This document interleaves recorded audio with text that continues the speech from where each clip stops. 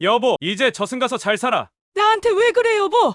안 돼, 하지 마. 갑자기 배 위에서 30년간 같이 살아온 부인을 밀어버리는 남편 한도연. 일주일 전 한도연은 생전 가지 않던 여행을 부인에게 제안합니다. 박정자 씨는 안 하던 짓을 하는 남편이 의아했지만 파탄 직전의 부부관계를 다시 예전처럼 돌릴 수 있을까 기대를 합니다. 하지만 여행 간 섬에서 박정자는 계속해서 이상한 낌새를 느낍니다. 아니나 다를까 한도연은 박정자를 죽이려 배에서 밀어버리는데요. 과연 박정자 씨는 살아남을 수 있을까요? 한도연은 재산도 별로 없는 박정자 씨를 죽여서 무엇을 얻으려 한 것일까요? 믿기지 않는 이야기 지금 바로 시작합니다. 박정자는 오늘도 어김없이 새벽 5시에 일어나 남편의 아침 식사를 준비하고 있었습니다. 30년이 넘는 결혼 생활 동안 하루도 거른 적 없는 일상이었죠. 남편 한도연은 10년 전 회사에서 해고된 이후 일용직을 전전하며 살고 있었지만 여전히 집에서만큼은 가장의 권위를 내세우곤 했습니다. 여보, 밥 차려놨어요.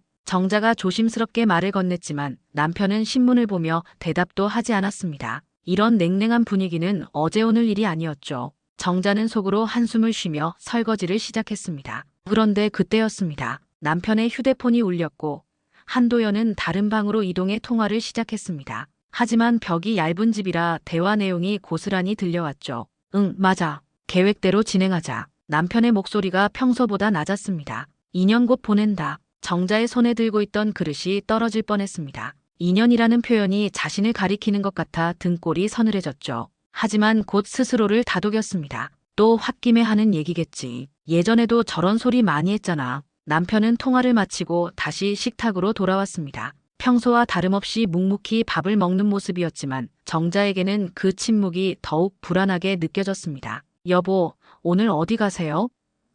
정자가 조심스럽게 물었습니다. 나가서 일 좀 봐야 해. 한도연의 대답은 여전히 짧고 무뚝뚝했습니다. 남편이 집을 나간 후 정자는 혼자 남은 식탁에 앉아 아침을 먹었습니다. 평소라면 별 생각 없이 지나쳤을 일상이었지만 오늘만큼은 그 한마디가 계속 머릿속을 맴돌았죠. 2년 곧 보낸다. 단순한 말일까요? 아니면 정말 무언가 계획하고 있는 걸까요? 며칠 후 정자는 평생 처음 듣는 남편의 제안에 깜짝 놀랐습니다. 여보야, 우리 여행이나 한번 갈까? 한도연이 갑자기 말을 꺼냈습니다. 정자는 귀를 의심했습니다. 30년 넘는 결혼 생활 동안 남편이 여행을 가자고 한 적은 단 한 번도 없었거든요. 아니, 정확히는 여행은커녕 함께 나들이조차 제대로 해본 기억이 없었습니다. 한도연은 평소 돈 쓸 곳이 어디 있냐며 가족과의 외출조차 귀찮아 했었거든요. 여행이요? 정자가 되물었습니다. 목소리에는 당황스러움과 기대감이 동시에 섞여 있었죠. 그래, 제부도 쪽으로 가족여행 말이야. 지훈이도 불러서 같이 가고. 한도연의 말에는 평소에 볼 수 없던 적극성이 있었습니다. 정자는 순간 가슴이 두근거렸습니다. 신혼 초기에 꿈꿔왔던 가족여행이 이제서야 이루어지는 걸까요? 하지만 동시에 며칠 전 들었던 그 섬뜩한 통화 내용이 떠올라 복잡한 감정이 밀려왔습니다. 정자는 마음 한켠에 기대감이 생겼습니다. 혹시 남편이 달라진 걸까요? 나이가 들면서 가족의 소중함을 깨달은 건 아닐까요? 그동안 차갑게만 느껴졌던 남편이 이런 제안을 하다니 어쩐지 가슴 한구석이 따뜻해지는 기분이었습니다. 정말요? 우리가 여행을? 정자가 다시 한번 확인했습니다. 그래, 이제 나이도 있고 가족끼리 시간 좀 보내야지. 한도연의 대답은 의외로 진심 어린 것처럼 들렸습니다. 한편 서울 구로구에 살고 있는 아들 지우는 아버지의 갑작스러운 여행 제안 소식을 듣고 즉시 의심스러워했습니다. 경찰관으로 일하며 온갖 사건을 접해온 그였기에 직업적 본능으로 이상한 낌새를 감지했죠. 엄마, 아버지가 언제 여행 좋아했어요? 뭔가 수상해요. 지훈의 목소리에는 확실한 경계심이 깔려 있었습니다. 전화 너머로 들려오는 아들의 걱정스러운 목소리에 정자는 애써 웃으며 대답했습니다. 괜찮아, 지훈아. 아버지도 나이 드시니까 생각이 바뀌신 것 같아. 엄마, 제가 아버지를 모르는 줄 아세요? 어릴 때부터 지켜봐왔잖아요. 지우는 어린 시절 목격했던 아버지의 폭력을 떠올리며 목소리를 낮췄습니다. 갑자기 여행을 가자고. 이건 절대 정상이 아니에요. 지우는 아버지와 얼굴을 안 보고 살고 있었죠. 어머니는 그런 지훈이 지나치게 걱정이 많을 뿐이라고 생각했어요. 하지만 지훈의 불안감은 쉽게 가라앉지 않았습니다. 어릴 때부터 아버지의 폭력을 목격하며 자란 그였기에 아버지에 대한 불신은 뿌리 깊었거든요. 특히 최근 들어 아버지의 행동이 더욱 수상해 보였습니다. 집에서 은밀한 통화를 하는 횟수도 늘었고 평소보다 외출도 잦아졌거든요. 엄마, 혹시 아버지가 이상한 사람들과 어울리고 있는 건 아니에요? 요즘 보험 사기 같은 것들도 많다고 하던데. 에이, 무슨 소리야. 너무 의심하지 마. 정자는 아들의 걱정을 일축했지만 마음 깊숙한 곳에서는 그 말이 마냥 틀린 것 같지 않다는 생각이 들었습니다. 엄마, 꼭 조심하세요. 뭔가 이상하면 바로 제게 연락하고요. 그리고 혹시 여행 가시게 되면 위치 추적 앱 하나 깔아두세요. 알았어. 걱정 말아라. 정자는 아들을 안심시키려 했지만 목소리에는 어쩔 수 없는 떨림이 섞여 있었습니다. 통화를 마친 후 정자는 복잡한 심정이었습니다. 한편으로는 오랜만에 가족여행에 대한 기대감이 있었지만 다른 한편으로는 아들의 걱정과 며칠 전 들었던 남편의 통화 내용이 계속 신경 쓰였죠. 남편은 여행 준비를 하며 평소보다 부쩍 부산스러워 보였습니다. 가이드도 미리 섭외해뒀다며 자랑스럽게 말하기도 했죠. 하지만 정자에게는 그런 남편의 모습조차 어딘가 어색해 보였습니다. 마치 연기를 하고 있는 것 같다고 할까요? 여보, 정말 우리끼리만 가는 거예요? 아니야, 다른 사람들도 같이 가. 더 재밌을 거야. 한도연의 대답에는 묘한 확신이 섞여 있었습니다. 어떤 사람들이요? 그냥 아는 사람들이야. 신경 쓰지 마. 남편은 더 이상 자세한 설명을 하려 하지 않았습니다. 정자는 고개를 끄덕였지만 마음 깊숙한 곳의 불안감은 점점 커져만 갔습니다. 아들의 경고가 자꾸만 떠올랐거든요. 정말 단순한 가족여행일까요? 드디어 여행 당일이 되었습니다. 정자는 새벽부터 짐을 챙기며 복잡한 마음을 달래려 했습니다. 제부도에 도착한 정자와 남편을 맞이한 것은 남편이 미리 섭외해뒀다는 가이드였습니다. 하지만 그 가이드의 모습은 정자가 기대했던 것과는 전혀 달랐죠. 초라한 옷차림에다 어딘가 불쾌한 기운이 감돌았습니다. 더욱 이상한 것은 그 가이드가 정자를 보는 눈빛이었습니다. 마치 무언가를 계산하고 있는 듯한 차가운 시선이었거든요. 안녕하세요. 오늘 가이드를 맡은 김입니다. 가이드는 어색한 웃음을 지으며 인사했습니다. 정자는 본능적으로 이 사람이 마음에 들지 않았습니다. 하지만 남편이 어렵게 만든 여행을 망치고 싶지 않았거든요. 최대한 저도 남편한테 맞춰주고 싶었어요. 게다가 여행팀에는 낯선 남녀가 함께 합류했습니다. 남편은 이들을 아는 사람들이라고만 소개했을 뿐 구체적인 관계는 설명하지 않았습니다. 겉으로는 평범한 여행객처럼 보였지만 분위기는 어딘가 삐걱거렸습니다. 특히 그중 한 여자가 눈에 띄었습니다. 40대 초반으로 보이는 그 여자는 정수아라고 자신을 소개했는데 화장을 진하게 하고 있었지만 눈매가 매우 날카로워 보였습니다. 정자는 이 여자가 왠지 불편했습니다. 처음 뵙겠습니다. 정수아예요. 그 여자가 다가와 악수를 청했을 때 정자는 차가운 손길에 소름이 돋았습니다. 여행 코스 또한 일반적인 관광지가 아니었습니다. 인적 드문 해안가, 오래된 폐가 근처, 그리고 이상하게도 휴대폰 신호가 잘 안 터지는 장소들 뿐이었거든요. 정자는 내내 마음이 불안했습니다. 여보, 왜 이런 곳만 가는 거예요? 정자가 조심스럽게 물었습니다. 관광지는 사람이 너무 많잖아. 조용한 곳이 좋아. 남편의 대답은 일리가 있어 보였지만 어딘가 어색했습니다. 점심시간이 되자 일행은 외진 곳에 있는 작은 식당으로 향했습니다. 그런데 그곳에서 정자는 충격적인 장면을 목격했습니다. 남편과 정수아가 서로 눈빛을 교환하고 있었던 것입니다. 그것도 단순한 시선이 아닌 마치 무언가를 공모하고 있는 듯한 은밀한 눈빛이었죠. 정자의 심장이 쿵 내려앉았습니다. 설마 남편이 저 여자와? 하지만 확신할 수는 없었습니다. 그저 의심일 뿐일 수도 있었으니까요. 식사 중에도 이상한 일들이 계속 벌어졌습니다. 정수아는 계속해서 정자에게 술을 권했고 가이드는 자꾸만 정자의 짐과 소지품에 관심을 보였습니다. 마치 무언가를 확인하려는 듯했죠. 어머니, 이 소주 정말 맛있어요. 한 잔 더 드세요. 정수아가 계속 술을 따라주려 하자 정자는 거절했습니다. 아니에요. 저는 술을 못 마셔서요. 애인 여행 왔는데 이 정도는 괜찮아요. 정수아는 포기하지 않고 계속 권했습니다. 오후가 되자 일행은 더욱 외진 곳으로 향했습니다. 바닷가 근처의 펜션이었는데 주변에는 정말 아무도 없었습니다. 정자는 점점 불안해졌습니다. 아들 지훈의 경고가 자꾸만 떠올랐거든요. 저녁이 되자 남편이 갑자기 제안했습니다. 내일은 배 타고 낚시나 할까? 정자는 순간 온몸에 소름이 돋았습니다. 바다에서, 배 위에서 무슨 일이 벌어질지 모른다는 불안감이 엄습했거든요. 하지만 남편의 눈치를 보며 아무 말도 하지 못했습니다. 과연 이 낯선 무리들의 정체는 무엇일까요? 한편 서울에서는 지훈이 불안한 밤을 보내고 있었습니다. 어머니에 대한 걱정이 커져만 갔거든요. 정자는 여행 중 틈틈이 사진을 찍어 아들 지훈에게 보냈습니다. 펜션 사진, 가이드 사진, 동행한 사람들, 그리고 여행 코스까지 모든 것을 꼼꼼히 전달했죠. 이것은 지훈이 미리 부탁했던 것이었습니다.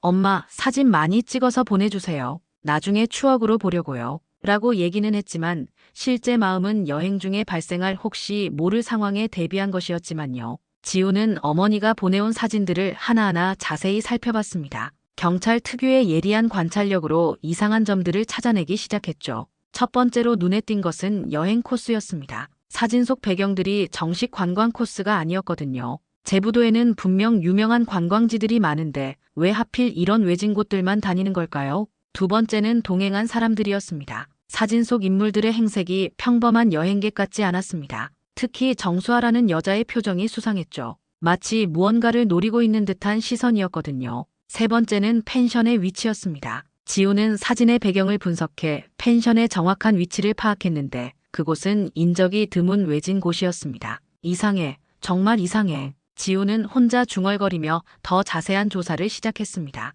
지훈은 즉시 어머니에게 전화를 걸어 위치 추적 앱을 설치하라고 지시했습니다. 혹시 모를 상황에 대비해야 했거든요. 엄마, 혹시 모르니까 이 앱 꼭 깔아둬요. 제가 항상 지켜볼게요. 앱? 무슨 앱을 말하는 거야? 지훈은 위치 추적 앱이라고 했지만 이 앱은 블랙박스 같은 기능이 있었죠. 위치가 흔들리고 주변 소음이 많아지면 자동 녹음 기능까지 갖추고 있었어요. 경찰로 근무하며 이런 앱에 접근이 가능했던 거죠. 정자는 반신반의하며 아들의 지시를 따랐습니다. 스마트폰 사용이 서툰 그녀였지만 지훈이 차근차근 설명해준 대로 앱을 설치했죠. 이제 지훈은 실시간으로 어머니의 위치를 추적할 수 있었습니다. 지훈은 어머니의 위치를 확인하며 더욱 의심을 키워갔습니다. 왜 하필 그런 외진 곳에 머물고 있는 걸까요? 그리고 왜 동선이 이렇게 이상한 걸까요? 더욱 이상했던 점은 같이 갔던 인물이었습니다. 지훈은 어머니가 보내온 사진 속 인물들을 역추적해보기로 했습니다. 특히 정수아라는 여자가 신경 쓰였거든요. 몇 시간의 수사 끝에 지훈은 의문스러운 점을 발견했습니다. 정수아의 정체가 의문이 들었습니다. 어디선가 봤던 사기 전과자의 얼굴과 너무 닮아 있었죠. 하지만 정확히 매칭되는 인물은 없었기에 찜찜함을 그대로 놔둔 채 넘어갔죠. 이상해. 분명히 어디선가 본 얼굴인데. 지훈은 컴퓨터 화면을 보며 고개를 갸웃거렸습니다. 지훈의 머릿속에 퍼즐 조각들이 맞춰지기 시작했습니다. 아버지의 갑작스러운 여행 제안, 수상한 동행자들, 그리고 외진 여행 코스까지 모든 것이 계획된 것처럼 보였습니다. 설마 이게 아버지가 계획한 일인 건 아니겠지? 지훈은 상상하기도 싫은 생각을 하게 되었습니다. 그때 지훈의 휴대폰에 위치 추적 알림이 떴습니다. 어머니의 위치가 갑자기 바다 쪽으로 이동하고 있었던 것입니다. 시간은 밤 10시가 넘은 상황이었죠. 이 시간에 바다로 뭔가 잘못됐어. 지훈은 직감적으로 위험을 감지했습니다. 점점 사건의 윤곽이 퍼즐처럼 맞춰지고 있었고 그 결말은 결코 좋지 않을 것 같았습니다. 지훈의 의심은 곧 현실이 될까요? 여행 마지막 날이 밝았습니다. 정자는 밤새 불안한 잠을 잤고 아침부터 묘한 긴장감이 감돌았습니다. 여보야, 오늘 날씨 정말 좋다. 야간 낚시 가자. 한도연이 아침 식사를 하며 말했습니다. 정자는 내심 거부감이 들었지만 여전히 남편에게 맞춰주고 싶었습니다. 하지만 왜인지 모르게 가슴 깊숙한 곳에서 불안감이 올라왔죠. 야간 낚시요? 밤에 하는 거예요?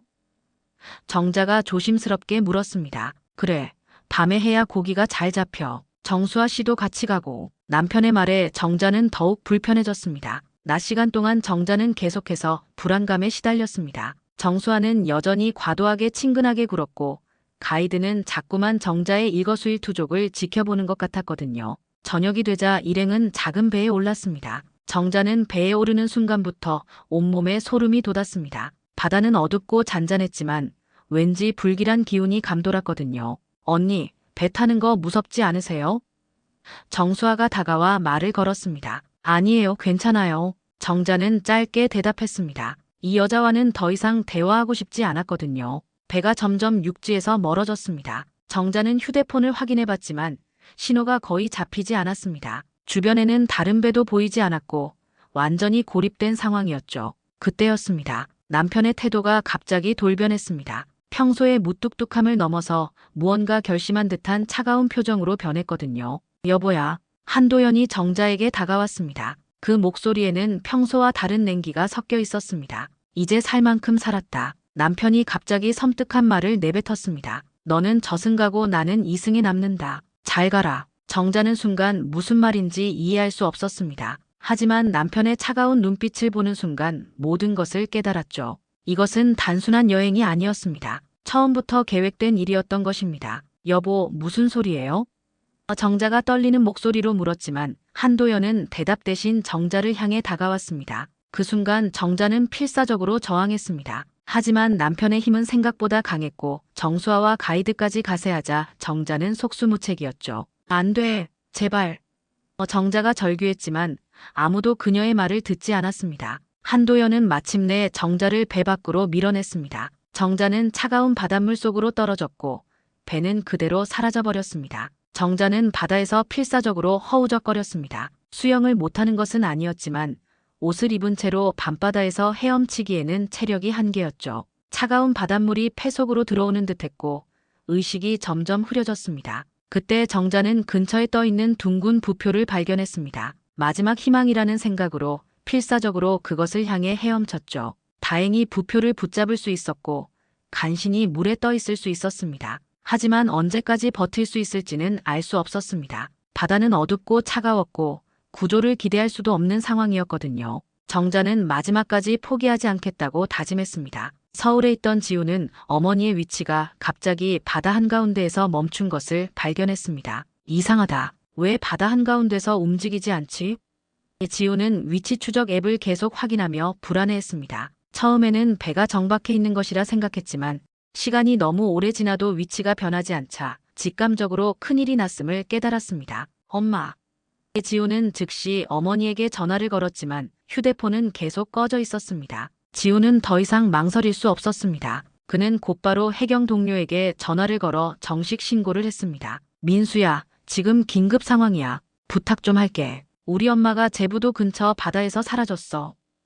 지훈의 목소리에는 절박함이 묻어났습니다. 정확한 위치 좌표 알려주세요. 해경 상황실에서 침착하게 대응했습니다. 지훈은 위치 추적 앱의 좌표를 정확히 전달했고 해경은 즉시 구조팀을 출동시켰습니다. 구조선과 헬기를 동시에 보내겠습니다. 조금만 기다려주세요. 한편 바다에서는 정자가 부표를 붙잡고 간신히 버티고 있었습니다. 몸은 점점 차가워졌고 의식도 흐려져 가고 있었죠. 하지만 아들 지훈의 얼굴이 떠오르며 포기할 수 없다는 생각이 들었습니다. 지훈아, 엄마는 아직 죽을 수 없어. 정자는 중얼거리며 마지막 힘을 끌어모았습니다. 그때 멀리서 헬기 소리가 들려왔습니다. 정자는 귀를 의심했지만 소리는 점점 가까워지고 있었습니다. 여기요, 여기 있어요. 정자는 마지막 힘을 다해 소리쳤습니다. 해경 구조팀은 헬기의 서치라이트로 바다를 수색하다가 마침내 부표를 붙잡고 있는 정자를 발견했습니다. 구조선도 현장에 도착해 정자를 안전하게 구조할 수 있었죠. 괜찮으세요? 의식은 있으시죠? 구조대원이 정자를 끌어올리며 물었습니다. 정자는 대답할 힘도 없었지만 살아있다는 안도감에 눈물이 흘러내렸습니다. 구조된 정자는 응급실로 이송되었고 지우는 급히 병원으로 달려왔습니다. 바닷물에 젖고 기진맥진한 채로 구출된 어머니를 본 지우는 분노와 안도감이 동시에 밀려왔죠. 엄마, 무슨 일이에요? 어떻게 바다에?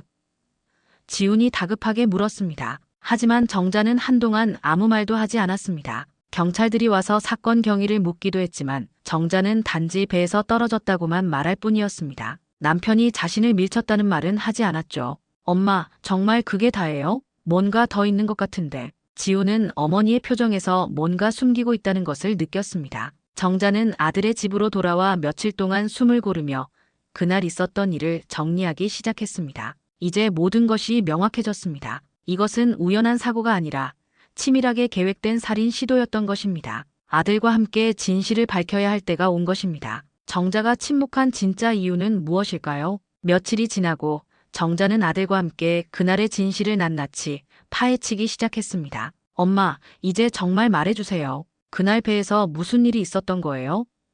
지훈이 진지하게 물었습니다. 정자는 더 이상 숨길 수 없다는 생각이 들었습니다. 아들이 자신을 구해준 만큼 이제는 진실을 말할 때가 온 것 같았거든요. 지훈아, 사실은 말이야.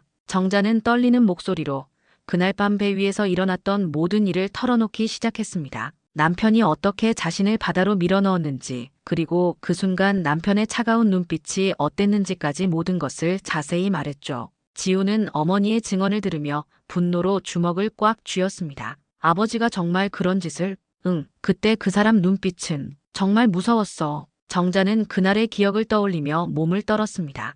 아들과 정자는 이제 사건을 퍼즐처럼 맞춰보기 시작했습니다. 어머니가 찍어둔 사진 속 인물과 장소들, 그리고 물에 빠져 먹통이 된 핸드폰을 포렌식 의뢰에 복구한 데이터가 핵심 단서가 됐습니다. 엄마, 이 핸드폰 복구하는데 시간이 좀 걸릴 것 같아요. 하지만 반드시 증거를 찾아낼 거예요. 지우는 경찰서 포렌식 팀에 정자의 핸드폰을 맡겼습니다. 며칠 후 나온 조사 결과는 충격적이었습니다. 복구된 데이터 속에는 여행 당시 찍었던 사진들 뿐만 아니라 지훈이 설치해준 앱에서 자동으로 녹음된 파일들까지 있었거든요. 배 안에서 정자의 위치가 심하게 흔들리면서 앱의 블랙박스 기능이 작동했던 것입니다. 언니가 물에 빠지면 우리는 곧바로 돌아와. 시간 끌지 말고. 정수아의 목소리가 선명하게 들렸습니다. 알겠어. 그런데 정말 괜찮을까? 나중에 문제 안 되겠지? 가이드의 불안한 목소리도 함께 녹음되어 있었죠. 지우는 이 증거만으로는 부족하다고 판단했습니다. 더 결정적인 증거가 필요했거든요. 그래서 지우는 다른 각도로 접근하기 시작했습니다. 혹시 보험과 관련된 단서가 있을지 조사해 본 것입니다. 그리고 놀라운 사실을 발견했죠. 최근 3년 동안 정자 이름으로 가입된 보험이 무려 10건이나 되었습니다. 수익자는 모두 남편이었고 설계사는 다름 아닌 신우이 이선영이었죠. 엄마, 이거 보세요. 엄마 명의로 이렇게 많은 보험이 들어있었어요? 지훈이 보험 계약서들을 보여주자 정자는 깜짝 놀랐습니다. 나는 이런 보험 가입한 적 없는데. 정자는 서류들을 하나하나 살펴봤지만 자신이 서명한 기억이 전혀 없었습니다. 이건 분명히 위조된 거예요. 신우이가 엄마 도장을 몰래 사용한 것 같아요. 그와 동시에 같이 배에 탔던 인물 중 정수아에 대한 조사를 해봤고 여기서 모든 실마리가 풀렸습니다. 그 여자는 사기 전과 5번의 10년 복역 경험까지 있는 전문적인 사기꾼이었거든요. 특히 보험 사기를 전문으로 하는 인물이었죠. 처음 이 여자의 사진을 봤을 때 뭔가 익숙했던 느낌이 바로 이거였죠. 엄마, 이제 모든 게 명확해졌어요. 이건 단순한 불륜이 아니라 치밀하게 계획된 보험 사기 살인이었어요. 지우는 모든 판이 정수아에 의해 짜여진 것임을 깨달았습니다. 그녀가 남편을 이용해 정자를 없애고 거액의 보험금을 가로채려 했던 것이죠. 남편은 그저 그녀의 계획에 이용당한 인물에 불과했습니다. 아버지는 그 여자에게 완전히 노란한 거예요. 하지만 그렇다고 해서 용서받을 수는 없죠. 지훈의 목소리에는 차가운 분노가 섞여 있었습니다. 정자는 모든 진실을 알게 된 후 오히려 마음이 차분해졌습니다. 적어도 자신이 왜 죽을 뻔했는지 그 이유를 명확히 알게 되었으니까요. 지훈아, 이제 우리가 해야 할 일이 뭔지 알겠니? 정자가 아들을 바라보며 물었습니다. 네, 엄마. 이제 저들을 법의 심판대에 세워야죠. 지훈의 대답은 확신에 차 있었습니다. 이제 남편과 공범들을 법의 심판대에 세울 수 있을까요? 지훈은 모든 증거를 정리한 후 상부에 정식 보고를 올렸습니다. 과장님, 이것은 단순한 실종 사건이 아닙니다. 살인미수 사건이에요. 제 어머니가 죽을 뻔했습니다. 지훈은 상관에게 사건의 전말을 설명했습니다. 처음에는 상부도 반신반의했습니다. 가족 간의 문제에 경찰이 개입하는 것이 적절한지 의문을 표하기도 했죠. 지훈아, 혹시 너무 감정적으로 접근하는 건 아닐까? 가족 문제는 신중하게 처리해야 해. 하지만 지훈이 제시한 증거들을 본 순간 상부의 태도가 완전히 달라졌습니다. 정자의 생생한 진술, 핸드폰에서 복구한 음성 파일, 그리고 무엇보다 10건에 달하는 위조된 보험 계약서들이 결정적이었거든요. 지훈아, 미안하다. 이거 완전 계획 범죄네. 오해해서 미안하다. 지금 바로 강력팀 투입 지시했다. 조금만 기다려줘. 강력계가 곧장 투입되었고 수사는 빠르게 진행되었습니다. 한도연과 정수아, 그리고 신우이 이선영까지 전원이 체포되었죠. 한도연 당신은 부인 박정자 씨에 대한 살인미수 혐의로 긴급 체포합니다. 수사관들이 한도연을 체포하는 순간이었습니다. 한도연은 끝까지 발뺌을 했습니다. 무슨 소리야? 나는 아무것도 한 적 없어. 그냥 배에서 떨어진 거 아니야. 하지만 결정적인 증거들 앞에서 그의 변명은 아무 소용이 없었습니다. 정수아 역시 체포되면서 강하게 저항했습니다. 이건 누명이에요. 저는 그냥 여행 가이드였을 뿐이라고요. 그렇다면 이 보험 계약서들은 어떻게 설명하실 건가요? 수사관이 위조된 서류들을 내밀자 정수아는 할 말을 잃었습니다. 신우이 이선영의 체포는 가장 충격적이었습니다. 그녀는 보험 설계사라는 직업을 이용해 정자 명의로 수많은 보험을 가입시켰고 모든 수익자를 남편으로 설정해뒀거든요. 언니를 이용해서 돈을 벌려고 했던 거예요? 정자가 법정에서 신우이와 마주쳤을 때 했던 말입니다. 나는 그냥. 이선영은 끝내 제대로 된 답변을 하지 못했습니다. 재판이 진행되면서 모든 진실이 수면 위로 드러났습니다. 정수아가 주범이었고 한도현과 이선영은 그녀의 계획에 따라 움직인 공범들이었죠. 검찰은 이들에게 살인미수, 보험사기, 공갈미수 등 무거운 혐의로 구속 기소했습니다. 특히 정수아에게는 상습범으로 더욱 무거운 형량이 구형되었죠. 피고인 정수아는 계획적이고 치밀한 범행을 저질렀으며 이는 사회에 미치는 악영향이 매우 크다고 판단됩니다. 판사의 선고가 이어졌습니다. 정자는 법정에서 모든 과정을 지켜보며 복잡한 심정이었습니다. 30년을 함께 산 남편이 자신을 죽이려 했다는 사실이 여전히 믿기지 않았거든요. 재판이 끝난 후 정자는 드디어 남편과 이혼 소송을 시작했습니다. 더 이상 그와 함께할 이유가 없었거든요. 엄마, 이제 정말 새로운 시작이네요. 지훈이 어머니의 손을 잡으며 말했습니다. 그래, 지훈아. 이제는 내가 내 인생을 지킬 거야. 정자의 목소리에는 새로운 다짐이 서려 있었습니다. 정자는 작은 원룸을 얻어 홀로 서기를 시작했습니다. 60이 넘은 나이에 새로운 삶을 시작하는 것이 쉽지는 않았지만 적어도 자유로웠습니다. 더 이상 누구의 눈치를 보거나 폭력에 시달릴 필요가 없었거든요. 내 인생의 진짜 주인은 나야. 정자는 새집 창가에 서서 밖을 바라보며 혼잣말을 했습니다. 30년 굴레의 종지부를 찍고 새 출발을 다짐하는 정자. 그녀의 새 삶을 시작하는 길에는 어떤 미래가 기다리고 있을까요? 적어도 이제는 자신이 원하는 대로 살 수 있는 자유가 있었습니다. 오늘 박정자 할머니의 충격적인 생존기 어떠셨나요? 30년 결혼 생활의 배신과 바다 위에서의 극적인 탈출까지 정말 영화보다 더 드라마틱한 이야기였습니다. 가족이라는 이름으로 가려진 진실이 이렇게 무서울 줄 몰랐네요. 다행히 아들 지훈의 기지와 할머니의 강인한 생존 의지로 모든 진실이 밝혀질 수 있었습니다. 오늘의 이야기가 재미있으셨다면 구독과 좋아요 꼭 눌러주세요. 여러분의 관심이 더 많은 이야기를 전해드릴 수 있는 힘이 됩니다. 다음에도 더 흥미진진한 이야기로 찾아뵙겠습니다.